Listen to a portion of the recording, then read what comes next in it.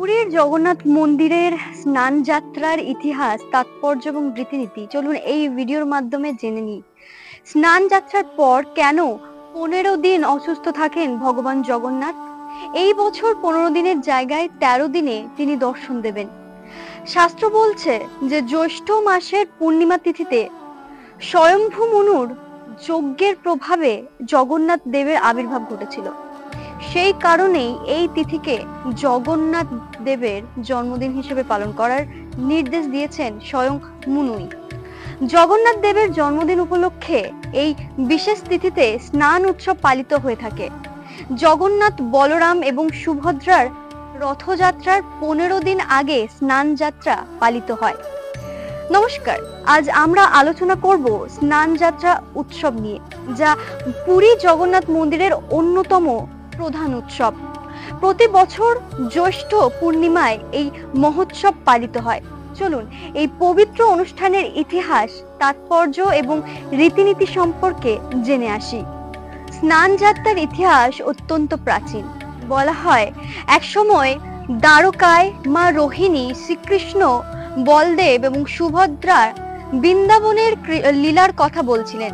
এই কাহিনী শুনে তারা এতই আনন্দিত এবং বিস্মিত হয় যে তাদের দেহের বিভিন্ন অঙ্গ সংকুচিত হয়ে যায় এবং তারা জগন্নাথ, বলদেব এবং সুভদ্রার রূপ পরিগ্রহ করেন। দেবর্ষি নারদ এই রূপ দেখে মহারাজ ইন্দ্রদ্যুম্নকে অনুরোধ করেন এই রূপের পূজা করার জন্য। তারপর থেকেই স্নান যাত্রার উৎসবের সূচনা হয়।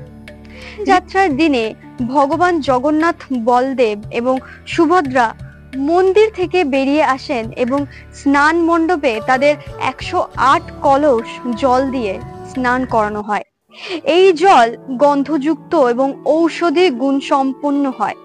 স্নান শেষে দেবতাদের হাতি বেশে সজ্জিত করা হয়, যাকে হাঁটি বেশ বলা হয়। এর তাৎপর্য কি? স্নান যাত্রার প্রধান তাৎপর্য হলো এই দিনে ভগবান জগন্নাথ সকল ভক্তদের জন্য উন্মুক্ত হন।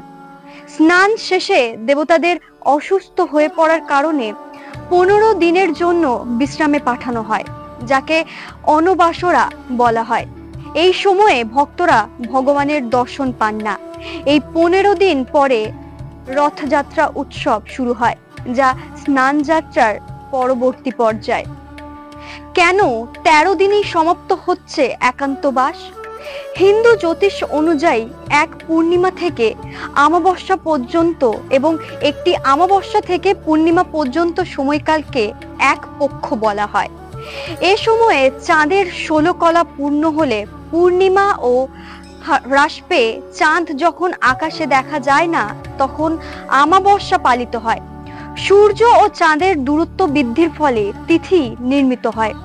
এক পক্ষে সাধারণত 15 দিন থাকে, কিন্তু চাঁদের গতি সব সময় একরকম থাকে না। তাই বহু বছর পর কোনো এক তিথির ক্ষয়ের সম্ভাবনা তৈরি হয়। এবছর 22 জুন থেকে শুরু হওয়া কৃষ্ণপক্ষের প্রতিপদ তিথিও চতুর্দশী তিথির ক্ষয় হয়, যার ফলে 53 বছর পর এই কৃষ্ণপক্ষ 13 দিনে সমাপ্ত হচ্ছে। এর কারণে 13 দিনেই সুস্থ হয়ে নিজের ভক্তদের দর্শন দেবেন ভগবান জগন্নাথ। স্নান যাত্রা শুধুমাত্র একটি ধর্মীয় উৎসব নয়, এটি ভক্তি ও বিশ্বাসের প্রতীক।